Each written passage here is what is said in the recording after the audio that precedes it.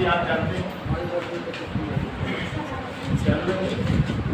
चलो देखो, पहला वाला बेटा फर्स्ट केस में जब ऑब्जेक्ट कहाँ पे थी, जब वस्तु अनंत पर, और किस दर्पण की बात हो रही थी,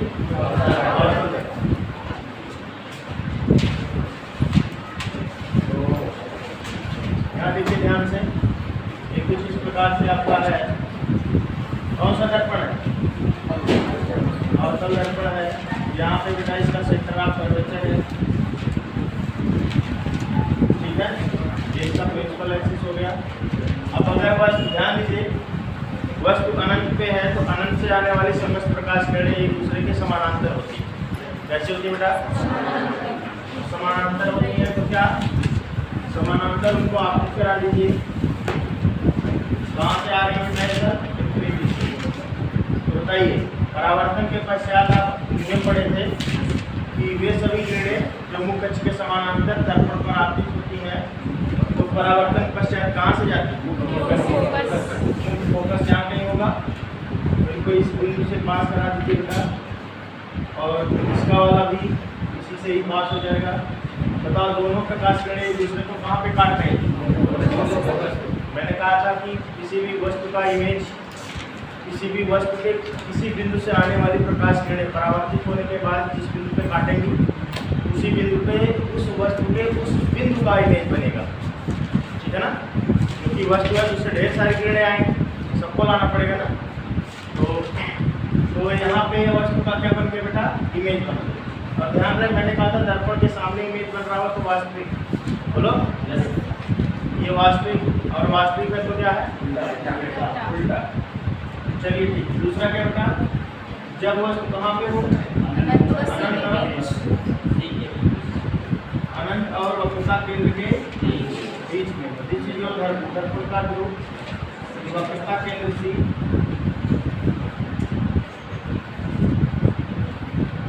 चलो ये आपका मुख्य फोकस है।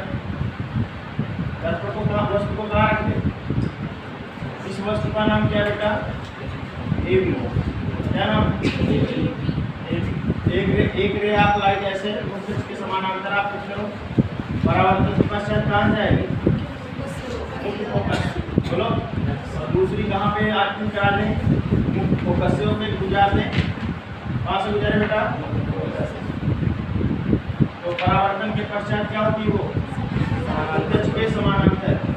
और ये अगुण एक दूसरे यहाँ पे काटे, कहाँ पे बना, बताओ, सी और एफ के, ठीक है ना।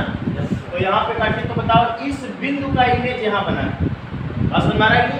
तो फिर ऐसा और भी लाइट जाएगी, और भी लाइट जाएगी, वो यहाँ कहीं वाले काटेगी आके, ठीक है ना।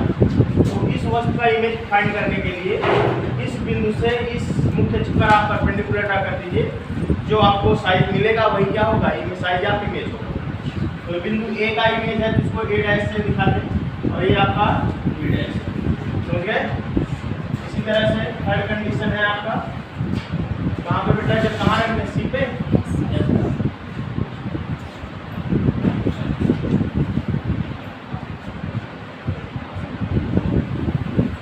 ये लास्ट में बता रहा हूँ, इसके बाद में बताऊंगा।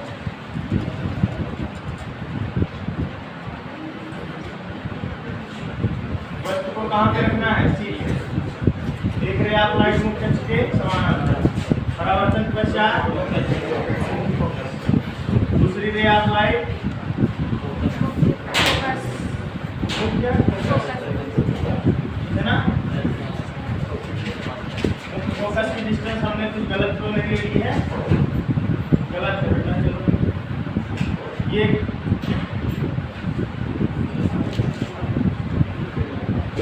आप इसको माप के करेंगे स्केल से, ठीक है ना, एकदम एग्जैक्ट आपका बनेगा।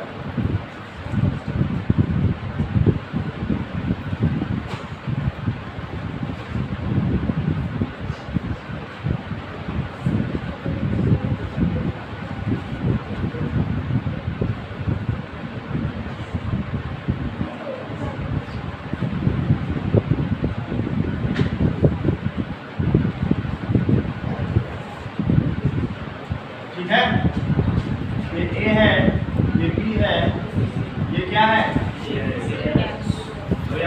ऐसा आप कर सकते हैं, पॉइंट सेम है तो वही रहेगा।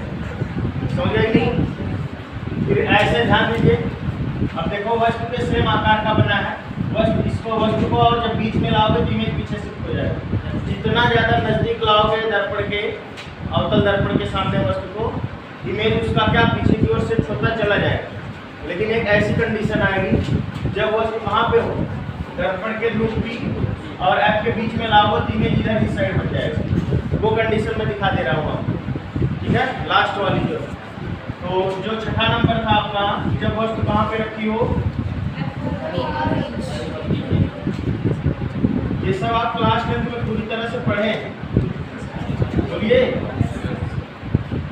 ये आपका सी है, ये आपका एफ है, और ये क्या बेटा आपका ऑब्जेक्ट, ठीक है। नाम क्या होगा इसका, ए।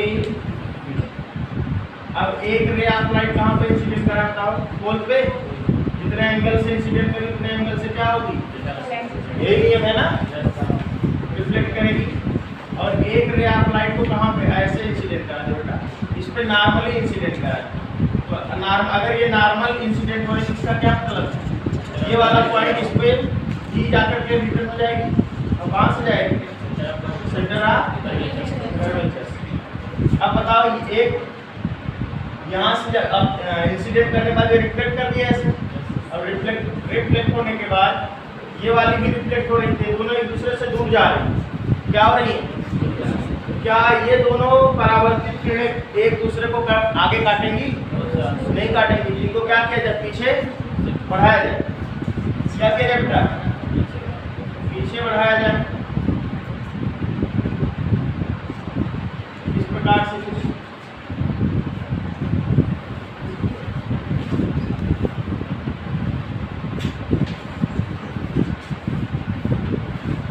बात समझ में आया? दर्पण के कहाँ बनेगा, पीछे बनेगा, वस्तु के आकार से बड़ा बनेगा। बात समझ में आ गई ना? इसी तरह से आपका क्या है, कॉन्वेक्स मिरर के लिए उसमें दो ही केस है। कितने केस है, दो केस है। इसको इरेज कर देना, आप उसमें पढ़े हैं कल ना।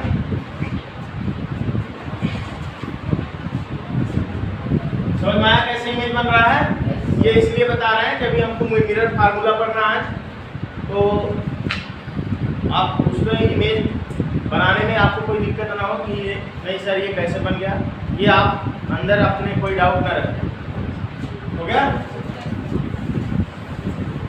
कॉन्वेक्स मिरर में बेटा क्या होता है, हमेशा बस जब अनंत पे होती है कहाँ बनेगा, दर्पण के पीछे, उसके मुख्य फोकस पर, दर्पण के पीछे मुख्य फोकस पर। और बिंदु कैसा बनेगा, पॉइंट साइज का, बिंदु के आकार। और जब वस्तु को कहाँ, दर्पण के ध्रुव और अनंत के बीच में कहीं भी रख दोगे, ठीक है ना, तो उसका इमेज कहाँ बनेगा, पी और एफ के बीच में कहीं भी बनेगा। समझ में आया? और वस्तु के आकार से सदैव क्या होगा, छोटा होगा। क्या होगा,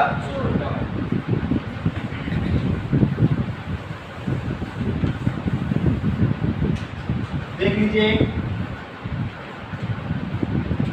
formation of image by convex mirror, ठीक है। उत्तल दर्पण के द्वारा प्रतिबिंब का बनना, मिरर आने बना रहा है पहला वाला। इसमें देखो दो ही रेफरेंस पॉइंट है, दो ही पॉइंट पे रखा जाता है। इसको आप पूछ सकते हैं सर क्यों, सी, ये आपका क्या होगा बेटा, मुख्य फोकस। ध्यान दीजिए, अनंत इधर और कोई रेफरेंस पॉइंट है पी के अलावा, इसमें कोई पॉइंट नहीं ना। और अवतल दर्पण में क्या था, आपके सी आते थे, एफ आता था, ये सब आता था। इसलिए वस्तु की पोजीशन को हम जो है अलग अलग डिफाइन करते थे। क्या सी के पीछे रखा है, अनंत पे है, फिर सी पर है, सी और एफ के बीच में है, फिर एफ पर रखते थे, फिर पी और एफ के ना। लेकिन इसमें ऐसा कोई पॉइंट नहीं, इसका सी और एफ कहाँ पे है, दर्पण के पीछे, ठीक। तो वस्तु को कहाँ पे, जब अनंत पे रखेंगे तो अनंत से आने वाले प्रकाश किरण क्या होगी बेटा, मुख्य अक्ष के समानांतर। और जब समानांतर आएगी तो वो क्या करेगी, रिफ्लेक्ट कर जाएगी। और ये रिफ्लेक्टेड रे कहाँ से आती है, बेटा दर्पण के मुख्य फोकस। समझ गए? बताओ इनको पीछे बढ़ाने कहाँ काट रही है? मुख्य फोकस को। इसलिए जो अनंत पे वस्तु रखी गई होगी उसका इमेज कहाँ बनेगा? समझ गए? दूसरा केस एक लिख लीजिए, जो एक इसका दो ही केस में बनता है इमेज।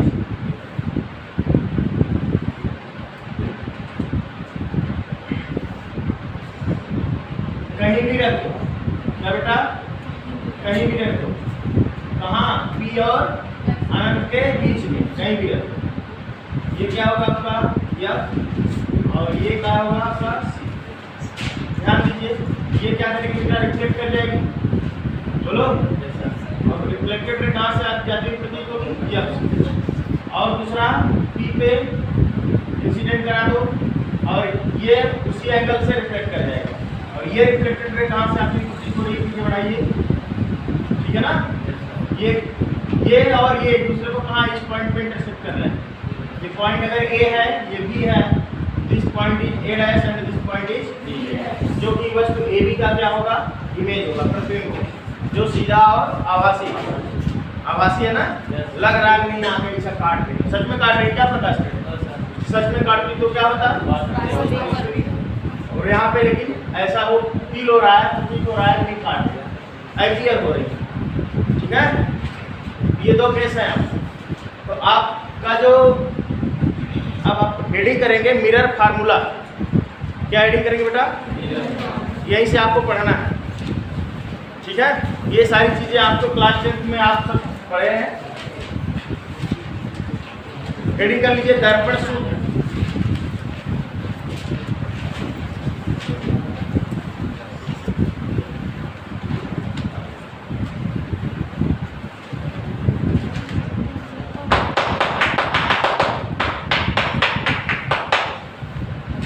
दर्पण सूत्र, मिरर फार्मूला। क्या नाम बेटा?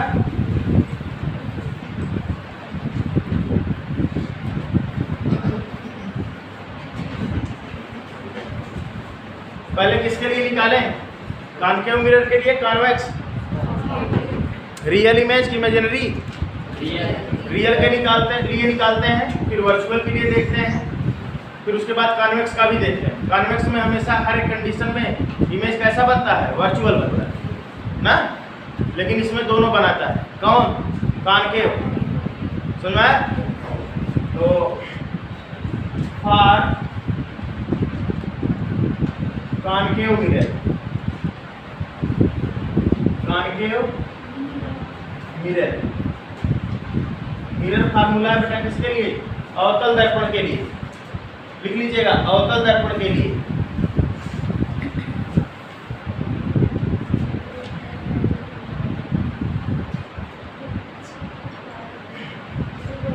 अवतल दर्पण के लिए। चलिए एक थोड़ा सा कॉन्सेप्ट देखिए, क्लास 10 का मैथमेटिक्स कॉन्सेप्ट देखिए। ध्यान दीजिए बेटा, यदि कोई दो त्रिभुज, समरूप त्रिभुज पढ़े नहीं? दो त्रिभुज समरूप का होते हैं, सिमिलर ट्रायंगल। जब इन्हीं दो त्रिभुजों के कोई दो संगत कोण आपस में बराबर हो,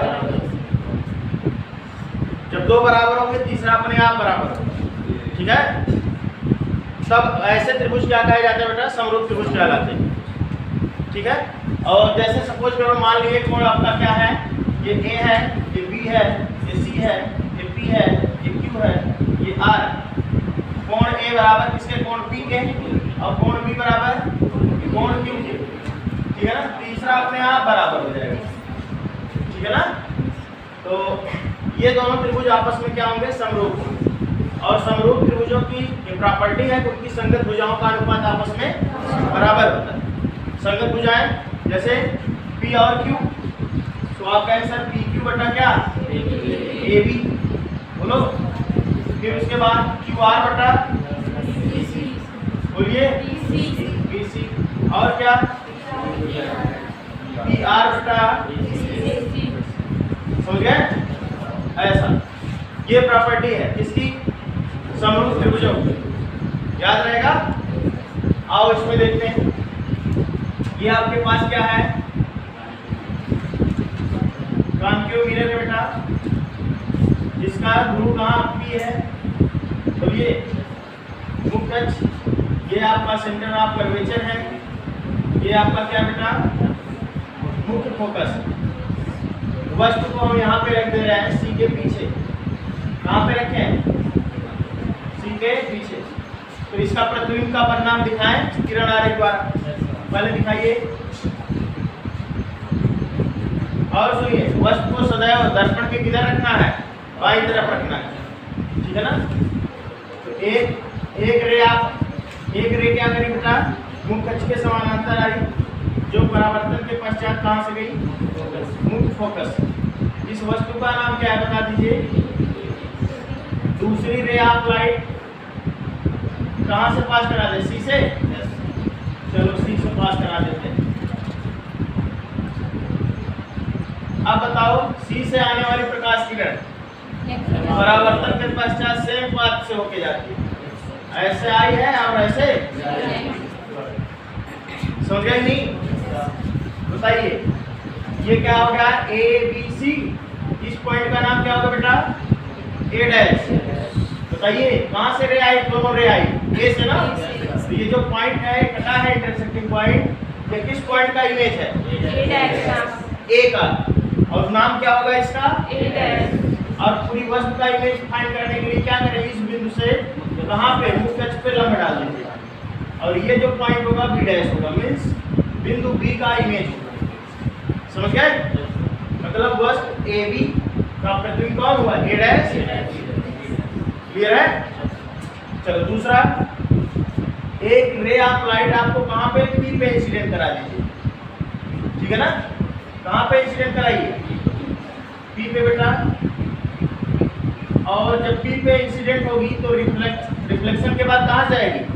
सेम एंगल से जाएगी, सेम कोण से परावर्तित होगी। और सेम कोण से परावर्तित होगी बेटा, इसकी अब ये कंडीशन हो गई है कि बिंदु ए से आने वाली समस्त प्रकाश किरणें, ठीक है ना, परावर्तन के पश्चात एक ही बिंदु पर काटेंगी जाकर। तो क्या करेंगे? इसी बिंदु से आप पास करा देंगे। समझ गए? बोलो। अब ध्यान दीजिए, अब इस आपके फिगर में दो त्रिभुज, चार त्रिभुज बन रहे हैं। कितने त्रिभुज? और जो कि चारों क्या है? सिमिलर। क्या है चारों? कैसे? ध्यान दीजिए, बताइए। ये वाला कोण, इस वाले त्रिभुज की बात करिए, ए डैश बी डैश सी। इस पॉइंट का नाम सी है बेटा, सेंटर ऑफ कर्वेचर। बोलो, बताइए। त्रिभुज ए डैश बी डैश सी, वह त्रिभुज ए बी सी समरूप है। कैसे? देखो, ये वाला कोण और ये कोण आपस में बराबर होगा। शीर्षाभिमुख कोण। कौन सा कोण? शीर्षाभिमुख। क्लियर है ना? शीर्षाभिमुख कोण पता है नहीं सबको? देखो, कोई दो रेखाएं जब एक दूसरे को काटें, उनके आमने सामने बने कोण क्या होते हैं? शीर्षाभिमुख। और शीर्षाभिमुख कोण सदैव आपस में, ठीक है? तो बताइए, ये वाला कोण और ये कोण बराबर शीर्षाभिमुख की वजह से। दूसरा, ये कोण 90 डिग्री, ये भी दो कोण बराबर हो गए ना? किस त्रिभुज के? त्रिभुज ए बी सी, वह त्रिभुज ए डैश बी डैश सी। ये दो कोण बराबर है, इसलिए दोनों क्या है? समरूप। तो लिखा है इनके बारे में समरूप है। तो क्या बोलोगे? चित्र से। क्या बेटा? त्रिभुज ए डैश बी डैश सी समरूप है। ये सिमिलर का आपका सिंबल है, त्रिभुज ए बी सी। और अगर बेटा ये समरूप है, तो हमने क्या बताया? इनकी ये प्रॉपर्टी है कि संगत भुजाओं का अनुपात आपस में बराबर होता है। बताइए, ए बी का संगत भुजा कौन? ए डैश बी डैश, सही है? और बी सी का संगत भुजा कौन? बी डैश, है कि नहीं? तो क्या हो जाएगा बताइए? ए डैश बी डैश बटे ए बी बराबर B dash C B dash बटे बी सी। समझ गए नहीं? This is your equation number अब किसमें दूसरा त्रिभुज और खोजिए जो समरूप हो सकते हैं आप। बताइए, नाम बताइए।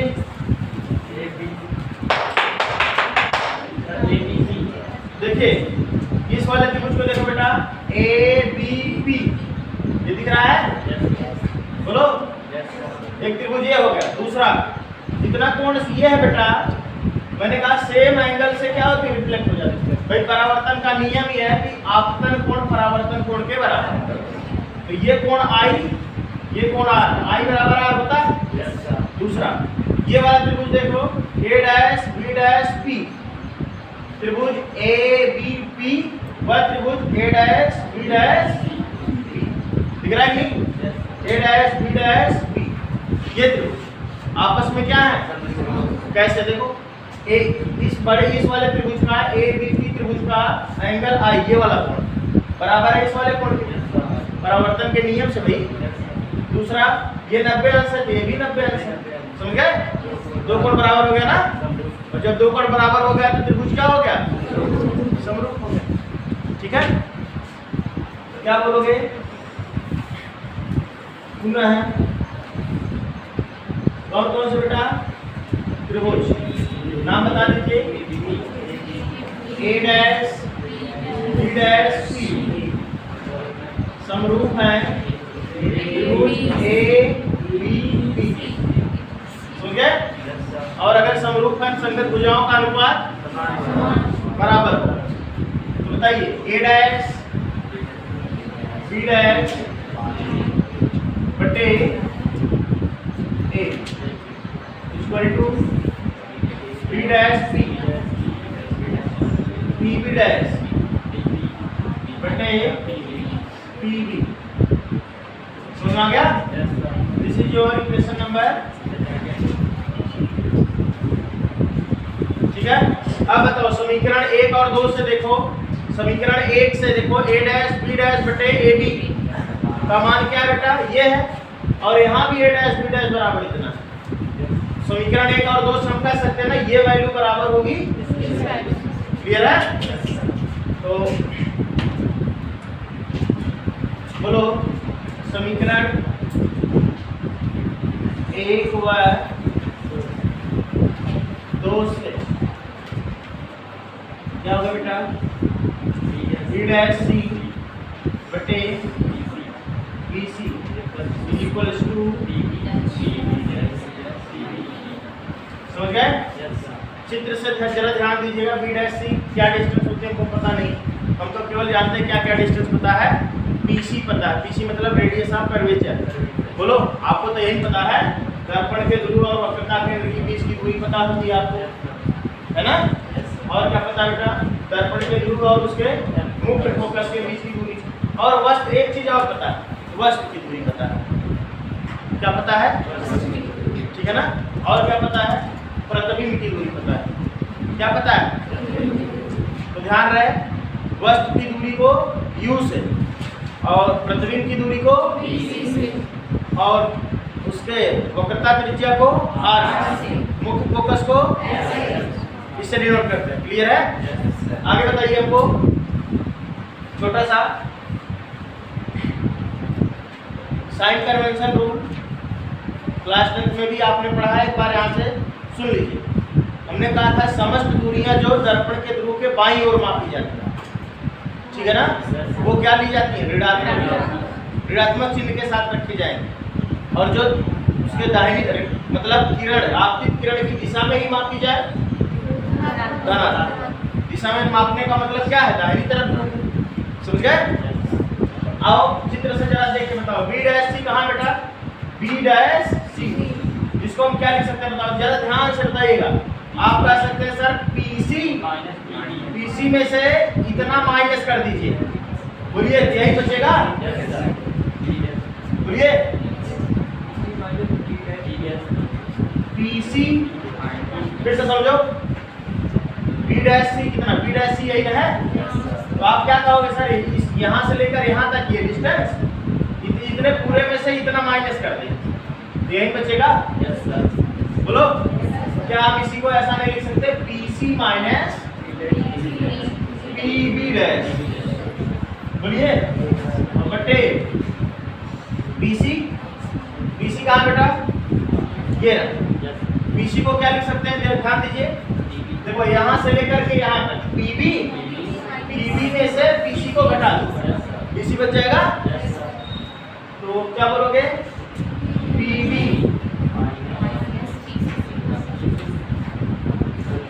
डैश बटे PB। समझ गए? समीकरण नंबर, चिन्ह परिपाटी से बेटा सबकी वैल्यू निकालना है। ध्यान दीजिए, इमेज की डिस्टेंस को किससे, B से, ठीक है। वस्तु की डिस्टेंस को U से, और सेंटर रेडियस ऑफ कर्वेचर को किससे बेटा,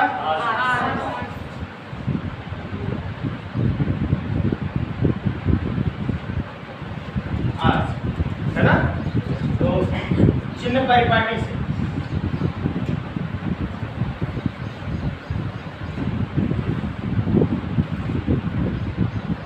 चिन्ह परिपाटी क्या है, तो बताइए। BC की वैल्यू क्या है, कोई बताए। BC मीन्स P और C के बीच की दूरी, वक्रता त्रिज्या R, कहीं और बाईं ओर है, दाईं ओर, माइनस R होगा ना। तो BC बराबर PB डैश इमेज की दूरी, प्रतिबिंब की दूरी B से, और बाईं ओर है, तो बताइए PB डैश माइनस V। और बताइए, और कुछ है, PB बराबर माइनस, भाई वस्तु की दूरी है PB, P से लेकर B तक, वस्तु यहाँ रखी, और ये दूरी कितनी बेटा, U, और चूंकि बाईं ओर है माइनस। सभी वैल्यू कहाँ रख दें, क्या बोलोगे, सभी मान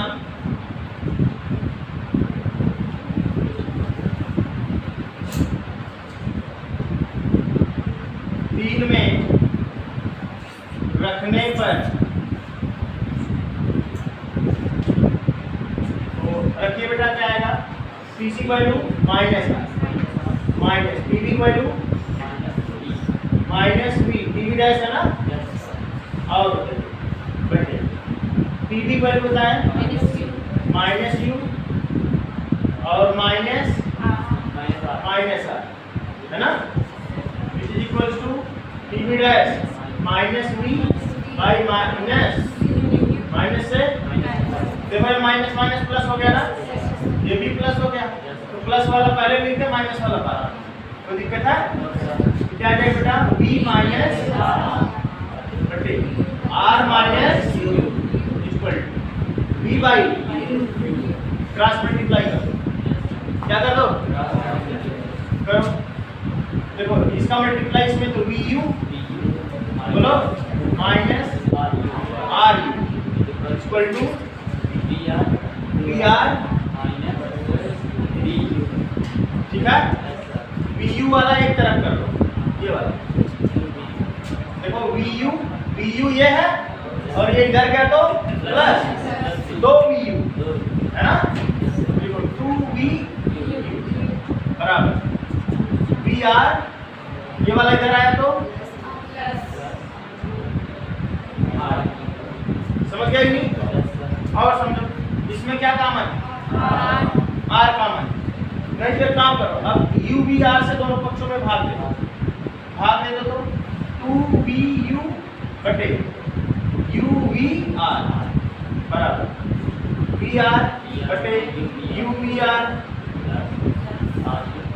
RU बटे VUR। भाई दोनों पक्षों भाग दे, कोई तकलीफ है, किसी को तकलीफ नहीं होनी चाहिए, यहाँ पे लिख देना, दोनों पक्षों में, बस इतने लिख रहे हैं।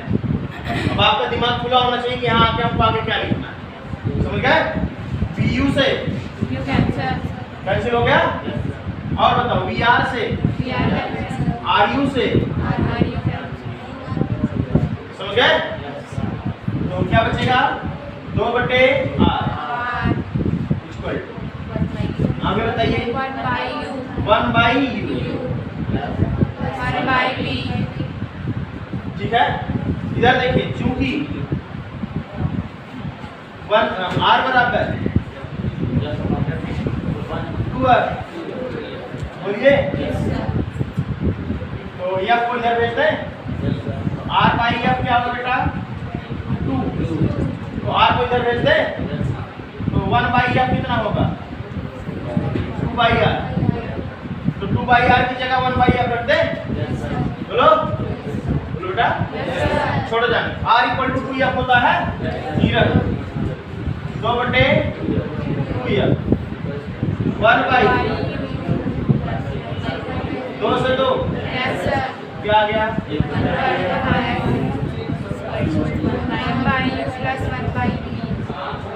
Plus 1/d, since R equal to क्या बेटा 2, ये वैल्यू यहाँ रखी गई है, फिर 1/a क्या है, दिस इज मिरर फार्मूला। कौन सा फार्मूला बेटा, मिरर फार्मूला, समझ गए, हेडिंग करे हैं मिरर फार्मूला, लिखिए, देखिए एक ऐसा सूत्र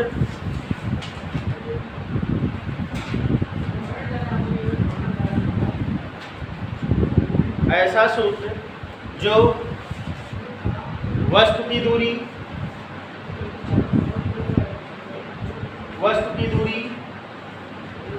प्रतिबिंब की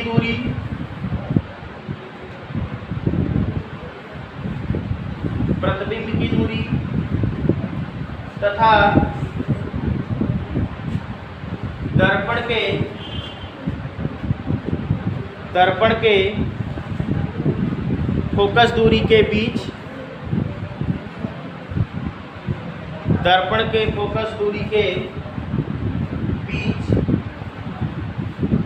संबंध बताता है,